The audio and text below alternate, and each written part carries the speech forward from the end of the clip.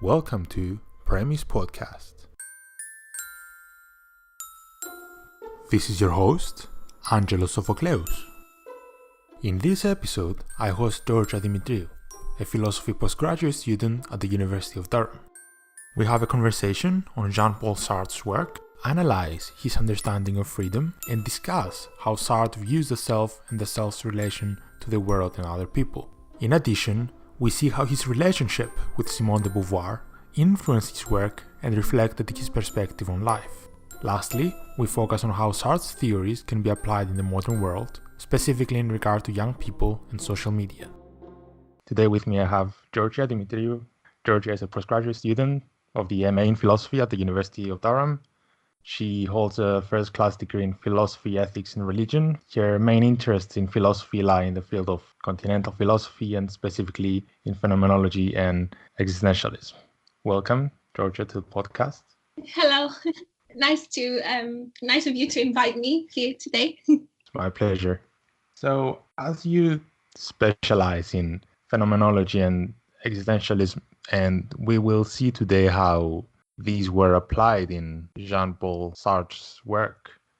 Shall we start with the definitions in defining phenomenology and existentialism? So as Sartre said, my philosophy is a philosophy of existence. I do not even know what existentialism is. And despite the fact that he can be attributed various communist and anarchist views in his work, in order to deny any sort of ism in his life, that is any association with any ideology. The core example of this being that he did not accept the 1964 Nobel Prize in Literature because he did not want to associate himself with any organization. What do you make of the statement that my philosophy is a philosophy of existence, and how would you define existentialism and phenomenology? So, first of all, Sartre does not really want to associate himself with any definitions of relating to phenomenology or existentialism because he wasn't writing with a specific philosophy in mind. So what I mean is that he was just exploring and trying to understand within his own self certain themes which he found problematic towards society and humanity in general. And I think that was his motto in a way, that he didn't want to be put into certain boxes that we as a society have the tendency to do. This being existentialism as well. So we like defining things. We like giving things a meaning. And I think he didn't really want to belong to such a thing, such a tendency. And that's probably why he was also writing a lot on the theme of freedom, which we would discuss later on, I guess, which is one of the main themes in his books, in his research. And you also asked me what existentialism is, right? Yes, as a school of thought, as a discipline. Well, existentialism is what is the meaning of the human existence, and what other notions attached to it could being referred to in a way. So how should we live our life? What is right or wrong? What is our existence? What is our place in this world? But I guess it's a bit difficult to define again, because each philosopher who belongs to the existentialism group has defined certain things in a different way. So if we could define it very simply and broadly, would be the search for the meaning of the human existence. And this, as you said, correlates with freedom and also with our being in the world and with our relationship with other people. And this is also a topic on which Sartre touches on, and that's his famous saying that hell is other people. Yes. Yes, definitely. So the saying comes from his play No Exit, where there are three people in a room, which represents hell, and this room has no windows or mirrors, and these people are condemned to live with each other and condemned to accept the characteristics attributed to them by the other two. And this reflects how we exist in the world and how we get defined by other people in the world, and how we cannot exist or have any characteristics as human beings without the presence of others. And in doing that, Sartre argues that there are two categories of being: the being in itself and the being for itself. Yes. Could you further explain what being in itself and being for itself are? Yeah, so being in itself, it encompasses an unconscious being, which basically lacks the ability to change, since it is basically oblivious towards its own self. In a way, if we could picture it, it is an objective, compact whole, which is found in the midst of the world. I think that's what Sartre says as well, dense and impenetrable, like any other ordinary object. So imagine a chair, for example. Um, Whereas a being for itself, it's a conscious being, which allies with the notion of freedom. So consciousness enables the self to withdraw from a situation in a way, consider it, and then annihilate all the possibilities that can be. And in this way, this enables this particular being to choose what it wants to be. So basically, to make it a little bit more clear and like simple, the main distinction between the being in itself and being for itself is consciousness. And this consciousness makes you aware of the choices that you have, and being aware is what makes you free. So we can distinguish between being in itself as being an object and being for itself as being the subject.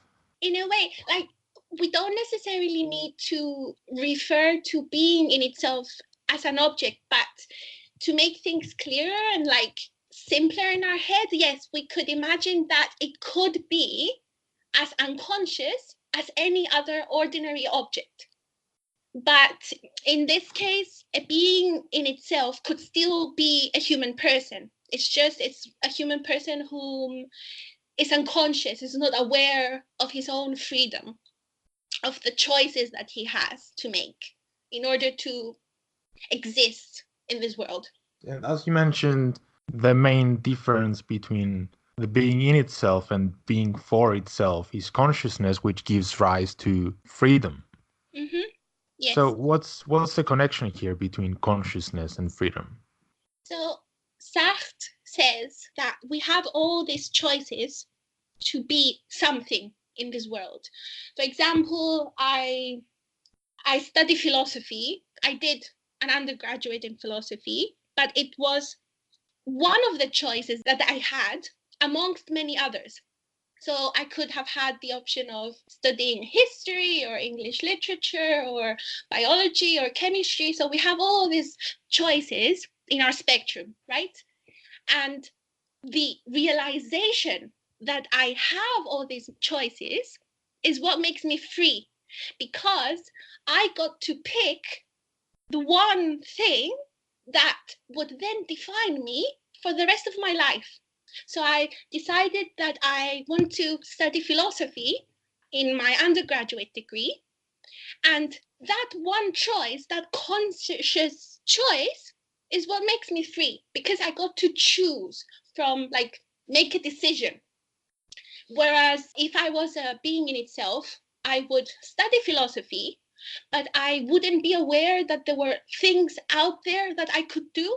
So it would be something that I just happened to do without giving it much thought. So then I am not free, because I do not realize everything else that's around me, all the other options that I might have had.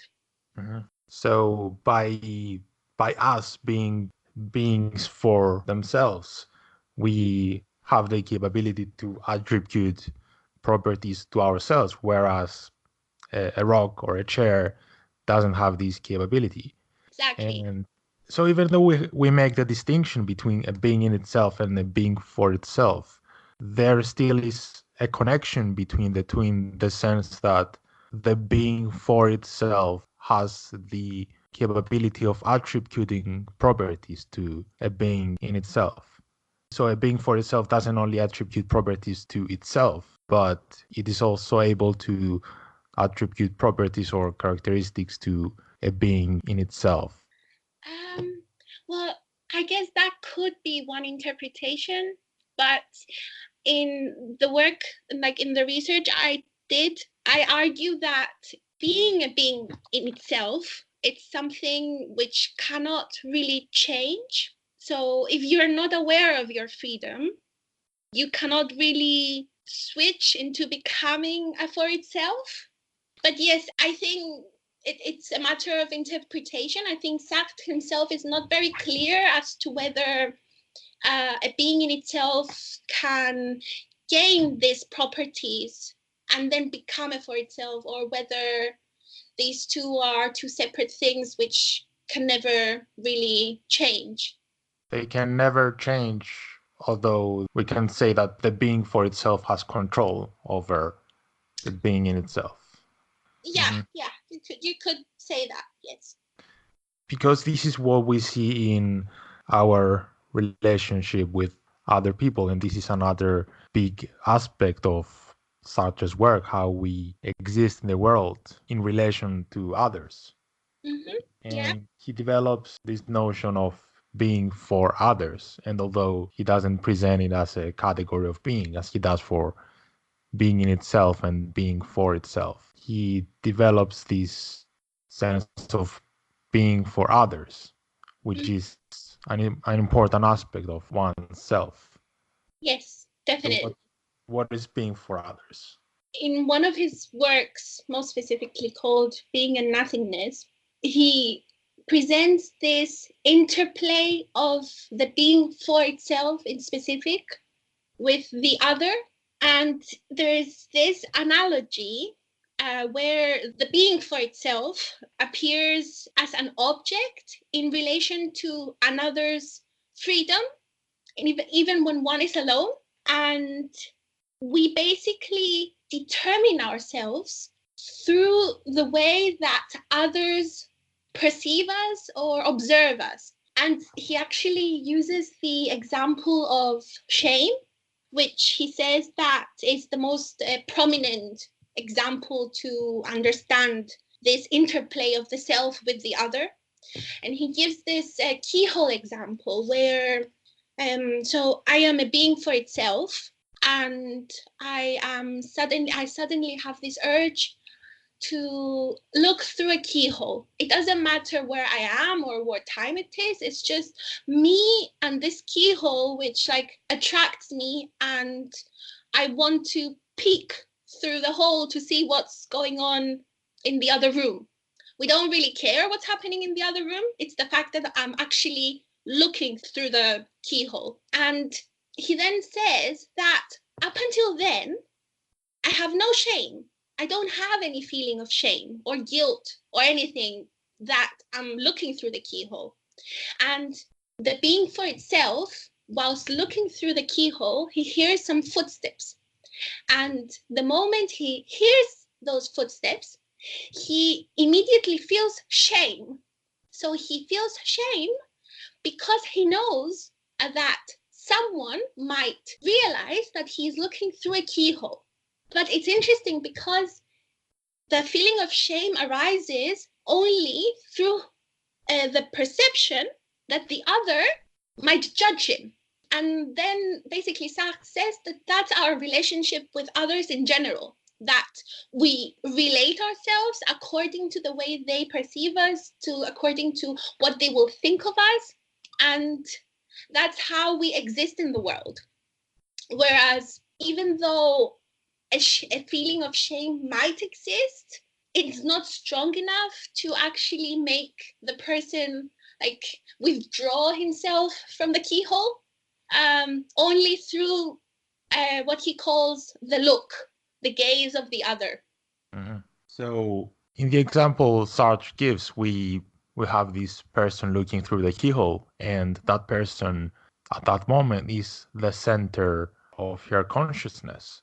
And we can say that that person is the only being for itself in that person's environment. But by the other person's appearance, then the person looking through the keyhole becomes, in a way, a being in itself, because its attributes depend on the other.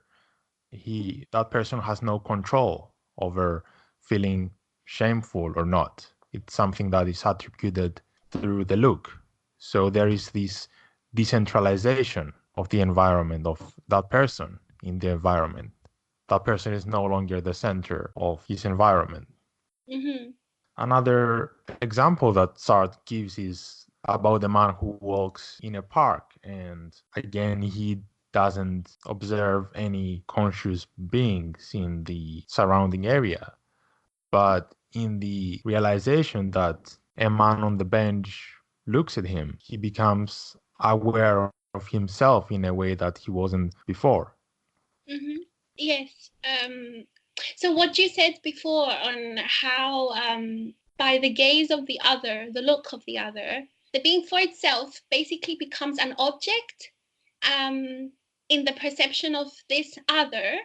And yeah, so it's this spectrum, this ongoing cycle between the two, where the being for itself only understands itself in the park and is aware of its own consciousness in the park because there is this other person looking at him. Mhm.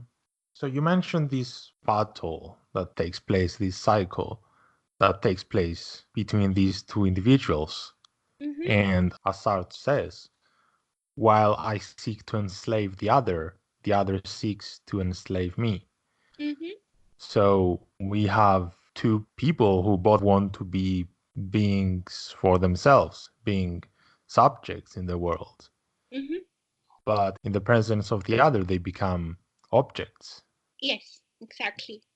And the basic meaning of the saying hell is other people is that other people have the ability to downgrade us into objects, yet we need them in order to feel anything, in order to have any attributes. Yes, exactly.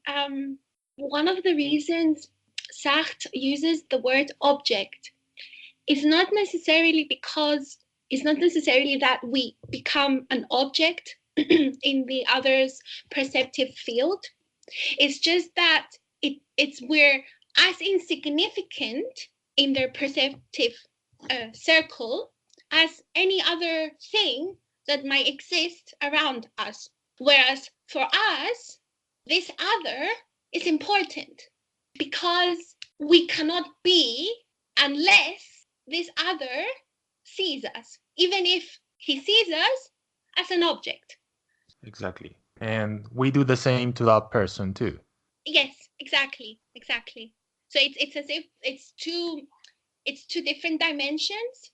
So it's the dimension where the being for itself depends on this other to establish itself in the world. But then there's this other dimension where this other sees us as an object, but then these things can be happen to be like vice versa as well. So whilst the other becomes the for itself, and then we become the other.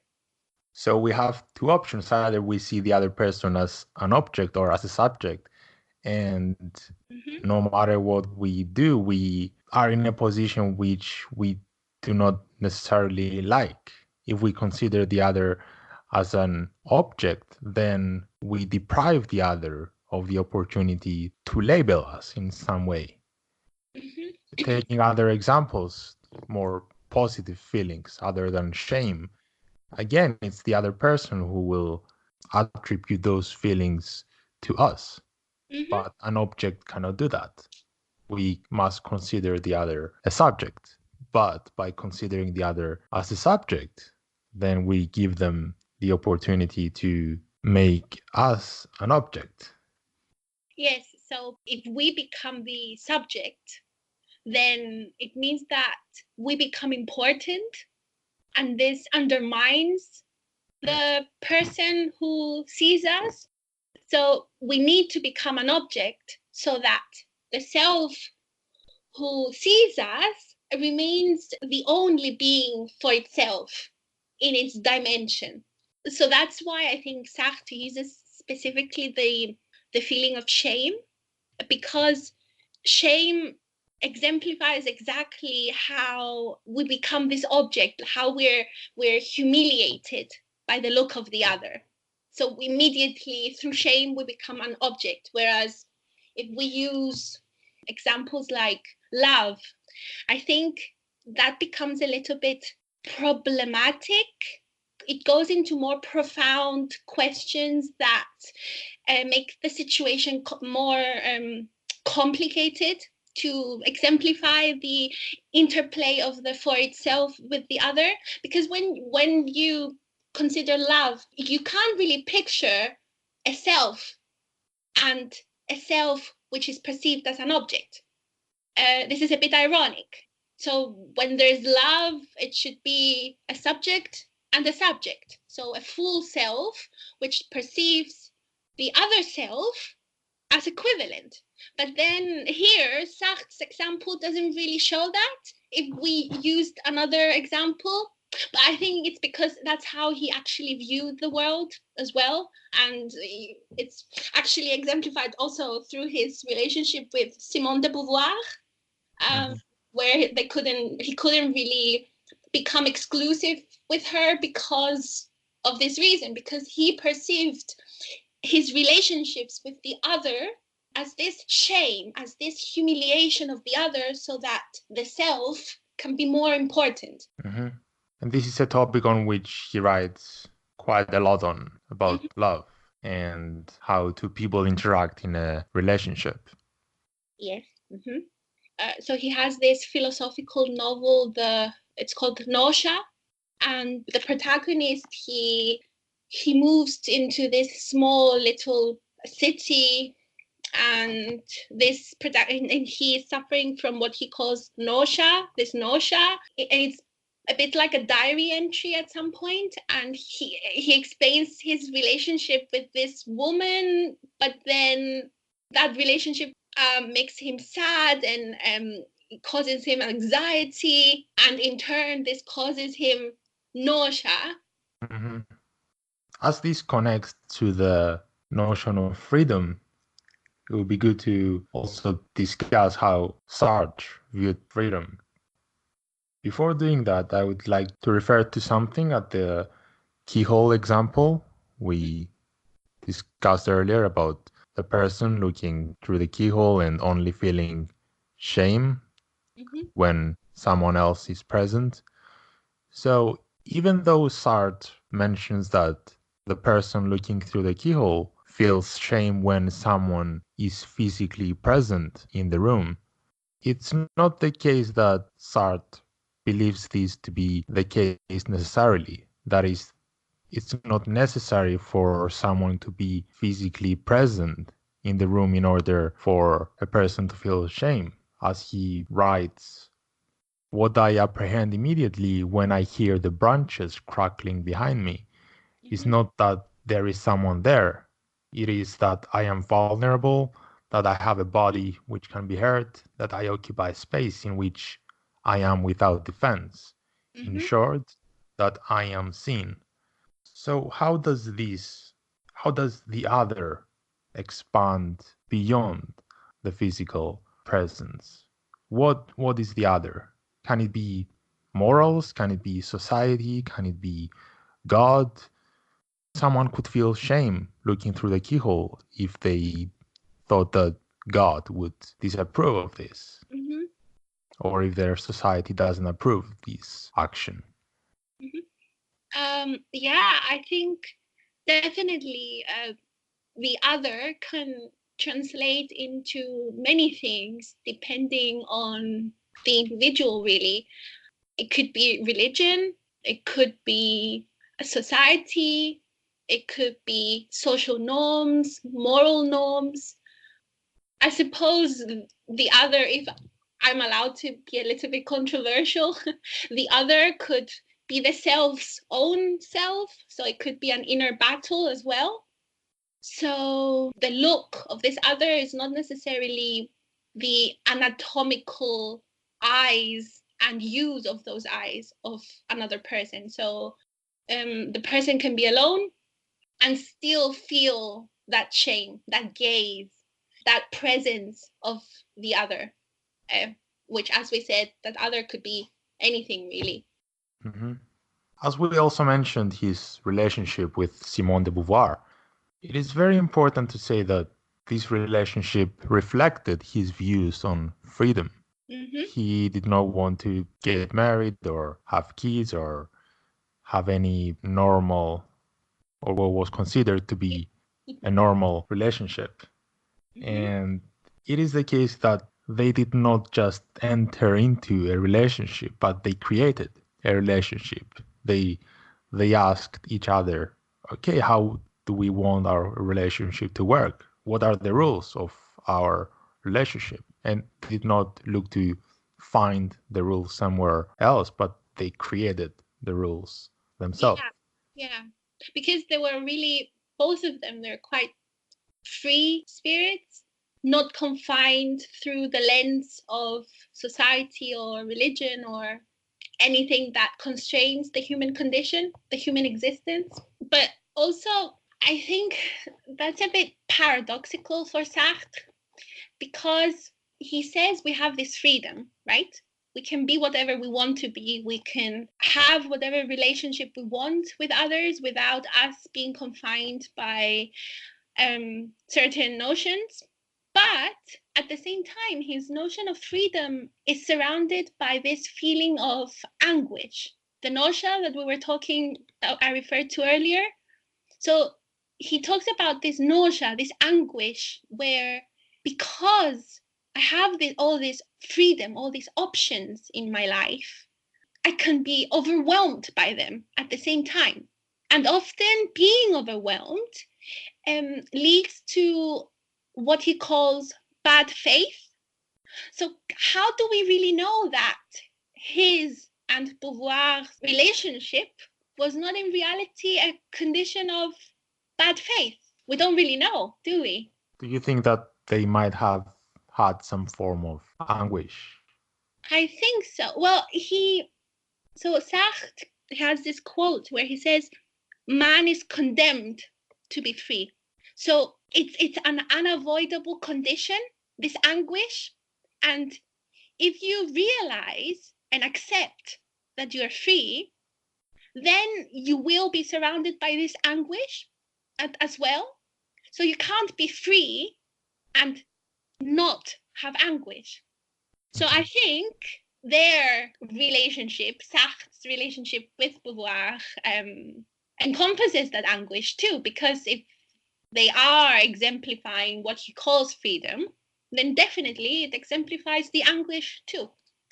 So the anguish that every person would feel when they realize the unlimited freedom that they have. Exactly. And this anguish comes from the fact that at first we realize the unlimited freedom that we have, but at the same time, this comes with great responsibility in the world.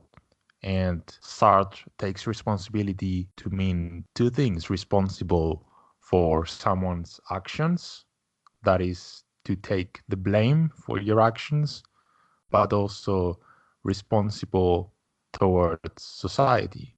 So the fact that there are no pre-existing rules in the world, which we just discover, for example, through religion. Religion offers this way for people to believe that there is some sort of predetermined purpose in the world. So it takes off this anguish. Exactly. It relieves the self from the anguish of responsibility. And I think it's what the purpose and the structure of society portrays. We created these groups called society because we don't want to be individually responsible for our actions. We make decisions in big groups so that this anguish is shared. We can even notice that in everyday life. When we're driving and we're saying there is a lot of traffic, or when we go somewhere and we say that there is a lot of people, we somehow see ourselves as distinct from others or from traffic. It's like traffic is something else that we just found ourselves in, or we see a crowd as different from us. We don't see us as part of traffic. We don't see us as part of the crowd. We don't see us as part of the problem. Mm-hmm. Because I suppose, a self and every self, and in Sartre's words, a being for itself, is one which revolves around its own existence. And on the one hand, we see these others, but then at the same time, we want to be just us as individuals, which don't belong in any group, in any scenario. This being the traffic or the crowd, or it's us and them, us and the world. Mm-hmm. Going back to Sartre saying that man is condemned to be free, Mm-hmm. he does not refer to physical freedom. It does not say that we are physically free to do anything we want in the sense of some self-help books might do, in the sense that they might say you can achieve anything as long as you believe it. Sartre doesn't take Mm-hmm. this stance. He refers to existential freedom instead.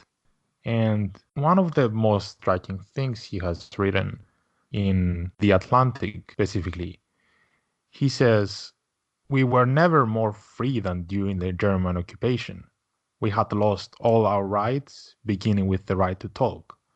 Everywhere, on billboards, in the newspapers, on the screen, we encountered the revolting and insipid picture of ourselves that our oppressors wanted us to accept. And because of all this, we were free. Exile, captivity, and especially death, which we usually shrink from facing at all in happier times, became for us the habitual objects of our concern. We learned that they were neither inevitable accidents nor even constant and exterior dangers, but that they must be considered as our lot itself, our destiny, the profound source of our reality as men." So the fact that he mentions that we are never more free than during the German occupation is striking. And the fact that he thinks that this is the way to understand ourselves is a very strong claim. What would you make of that? Well, he wants us to realize that everything that was striking about World War II, about death, suffering, pain, hardship, hunger, all of that are notions which constrict man, constrict the self, because they're social norms. It's the others. It's what we were saying before of how the other can be society, can be religion, it can be morality. So once you've managed to overcome this other and realize that they're not as significant, you can then go more deeply. So once you've reached the bottom, you can find this other layer of yourself, which is the one of freedom, his version of freedom, and anguish. Nathanson was referring to Sartre's kind of freedom, a pathology. And he was saying that it's not a freedom in its naive sense. So World War II would be constricting everything, all forms of freedom in its naive sense. But once you've managed to overcome that, you have this other freedom, which is integrated into your own existence as a person, as an organism, as a living organism, which you cannot avoid, you cannot choose, it's just there. And it cannot really be affected by anything other than your own individuality, your own presence in the world. So just to break this down with Yeah. freedom, anguish, and bad faith. Mm-hmm. So Sartre argues at first we realize the unlimited freedom we have, and because of this, we feel anguish. And the way to escape from this anguish is bad faith. Yeah. And he mentions an example with a waiter. Mm-hmm. Do you mind expanding on how that example is used to explain bad faith? Yes. So he tells us, imagine this waiter, a waiter in a cafe. So there's two types of waiters. The one type is the one where he is a waiter, but he has other interests as well. He has hobbies. He can exist parallel to his identity as a waiter. But then there is another waiter who is a quote of Sartre would be he's too eager, he smiles in an over-exaggerated way. He trods on his feet. So the difference between the one waiter and the other is that the one who is over-eager to please is the one who is in bad faith. This means that they're both waiters, so that we can link what we said before with the two types of being. Both illustrations of the waiter are being for itself. So they're both selves that are aware of their freedom. So they're both aware that they have all these other options, other choices, that they can be anything and whatever they want to be. But the difference is that when you realize that you can be whatever you want to be and you choose to be a waiter, that choice can be a bit overwhelming. So when you're in bad faith, you want to assume that you exist as if you don't know your other options.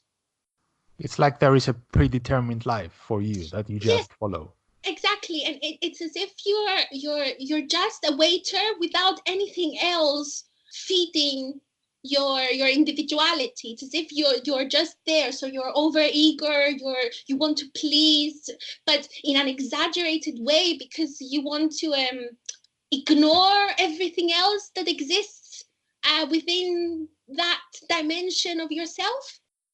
Yeah, and one of the most striking quotes that I found relative to this was a quote by Jonathan Weber.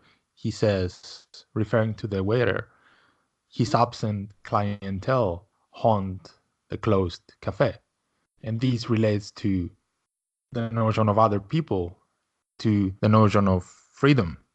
That even though there are no clients at the cafe, thus there is no one to observe the waiter, still the waiter behaves as if she's acting. Exactly. Actually, there's if we were to make this a little bit simpler, in his novel The Nausea, he so we said that nausea is this anguish. It's the feeling of anguish because the individual, the protagonist, realizes that he is free And basically, he once this realization kicks in, he goes to the park and he looks at the root of a tree. And he says that I realize that the root of the tree is not just the root. There's more to it. There's the colors, there's the texture, there's the form.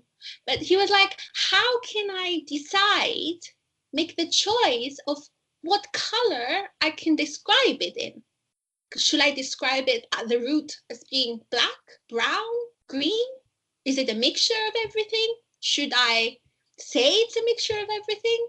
And in a way, I think that portrays the person's, the waiter's existence as well. The example of the waiter, where because the waiter does not want to, or it's denying himself from the opportunity of describing himself in any way, he's in bad faith and decides that he doesn't want to describe himself at all, which then falls into the trap of pretending and acting towards these others, even if there are no others to serve, to observe and see him. Mm-hmm. So connecting the notion of freedom and what Sartre mentions about other people, he seems to be giving some advice to humans on how they should go about in their everyday lives. But we wouldn't say that he's a moralist philosopher. We wouldn't say that he develops a code of contact in everyday life as, for example, Bentham or Kant's deontology. Instead, Sartre's aim is just to reveal to humans their being and help them see what lies beyond all those moral rules, and reveal to humans that they are free. So, taking all these, you have done some research about young people and social media, and you applied Sartre's theoretical ideas of freedom and other people, social media, and how young people conduct themselves in social media. Can you tell us a bit more about your research? Yes, so I'm basically arguing here that so first of all, I would like to clarify what a young person is. So there's different versions of what ages could comply being a young person. But for my specific research, I chose to, in a way, blend in the different ages. And when I talk about a young person, I refer to the age range of 16 to 24 years old. And the reason I chose this is because after 24, or maybe after 25, you've lived a bit, and you have had experiences that shape your subjectivity, your individuality, and the way you react with others in the world. And again, under 16, you have had no experience with the others. You haven't been to university yet.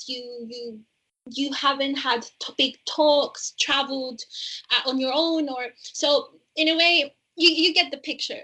And I am saying that the generation now, our generation, which was actually born and is now 16 to 24 years old, are the ones who grew up within this freedom offered by social media, which is very different from the freedom of the internet, which goes way back than that.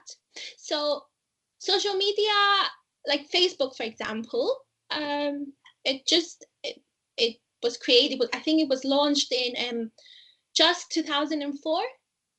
Yes. Yeah. And then Instagram and Snapchat, like in 2010, 2011. So basically, social media have been in the lives of that age group, and they've grown up with the social media.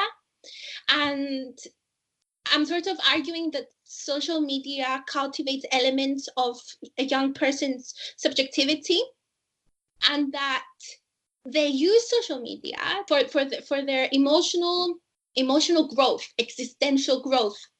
So linking this with Sartre, we said before that Sartre showed us that there's two types of being in itself and being for itself. I am using that to say that there's the being in itself who use social media, but then, for example, it's someone in his, 40s. They use social media, they're aware of it, but the way that they use it is very distinct to the way the 16 to 24 age group could or is using it. So the being in itself uses social media just in a very superficial way. So they just use it to, if we take Facebook, for example, they just have, they might have 30, 100, 200 friends maximum on their account, and they just talk with the people, their friends on Facebook through a personalized chat, and that's it. They don't really use social media in a way that is effective towards humanity or themselves in any substantial way. But then we see with young people, the way young people use social media, with Instagram, for example, they could use these platforms in a way which they could promote important things, that being, human rights, animal rights, linked with veganism, or climate change and exactly feminism, positive body images, anything really. And my point is that the person who uses social media in such a big way, is a being for itself. So it's someone who is aware of the freedom given to them by social media, and they use that freedom to make themselves and humanity, to make a big change. so people realize the responsibility they have through the freedom that they are given, through the freedom that they have. There is responsibility towards the world, towards making the world a better place. Exactly. Yeah. And those people are usually young people, because they're the ones who are aware of social media's power. But like Sartre says, often realizing this responsibility, realizing this freedom, can lead to anguish. And then anguish can lead to bad faith. So who would you say has anguish in this case? Is it young people or older people? So that's what I'm arguing, that young people have this freedom, this profound, very, very deep freedom, which other people of other age groups do not have, and thus they are being in itself in the case of social media. But then this freedom makes young people more vulnerable to this anguish, this bad faith, because being in such a young age and having such responsibility and forming your own opinions and promoting them, sharing them with the world on such a large scale, because we know how effective social media can be, and it can reach millions of people around the world. And all that responsibility can be very heavy for this age group, and this age group, sadly or paradoxically, is the only age group which has the capacity to do this thing as well. So it's a bit of like a scale. They have the freedom, and they're the only ones who actually understand and can use the freedom, but at the same time they're very vulnerable to it. And being vulnerable can lead to very, very dark and wrong paths. Mhm. Yeah. And if you have noticed any real life examples, how is bad faith depicted in young people? How do they deal with this anguish? Yeah. So I suppose one example could be using or not realizing what important themes to share with the world would be. So in a way, they end up using this freedom in ways which is not necessarily life and world changing or making people aware on something that is as important as global warming. So they're more dependent on the look of the other. So they end up with Instagram, for example, they share, they just use it to feed this need of the anonymous other. So what would people say? What should I wear? I should post more often. I should share more stories, like Instagram stories, I mean, of things which are sadly very insignificant.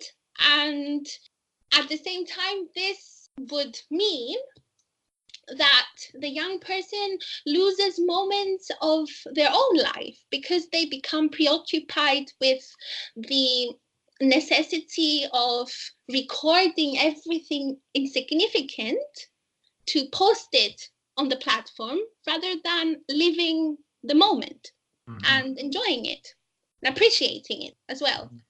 And they voluntarily make themselves beings in themselves. Exactly, yes. This is incredibly interesting, actually, because we can see here how Sartre's notion of the other is applied by creating a public profile, which we all know does not present our real self. Mm-hmm. It only presents a portion of ourself, or it might also present something that's not real. It might present something ideal that we want to achieve. So young people fully realize that who they are is what other people see. Mm-hmm. Yeah, I actually I was referring to this as the anonymous others, which I say that it's in my research that it's more it's the pool the pool of the self with this anonymous others is stronger, and makes the self more even more vulnerable than what Sartre describes with the for itself and the other, because in this case we don't really know what these anonymous others mean or what they are. They're not so this in our case these anonymous others are not morals or society or religion. They're actual anonymous others, anonymous people who constantly view and judge and reflect on the way you present yourself on the social media platforms. Mhm. And they do not only comment, but they define. Yeah. And if the for itself is not, so the for itself being the young person, if the young person is not, if they haven't cultivated their subjectivity and their understanding of their own selves in a more profound way before becoming susceptible to such judgments of the others, then that could lead to certain mental health problems, thinking that they're not worthy, they're even being depressed, changing their own perception of themselves and of the things around them, which in turn can affect their interpersonal relations with live, real people they interact with. It is incredibly interesting that Sartre's theory can be applied today in Yeah, social media. So I would like to thank you very much for your participation in the podcast. thank you. Thank you for inviting me. My pleasure. Thank you very much. Thank you. You have just listened to Premise Podcast. Subscribe to Premise Podcast on YouTube and make sure to follow the podcast on Twitter and Facebook. The podcast is also available on Google Podcasts, Apple Podcasts, Soundcloud, Stitcher, and Spotify. Please consider supporting Premise Podcast on Patreon to help bring philosophy to the public. See you next week. Thanks for listening.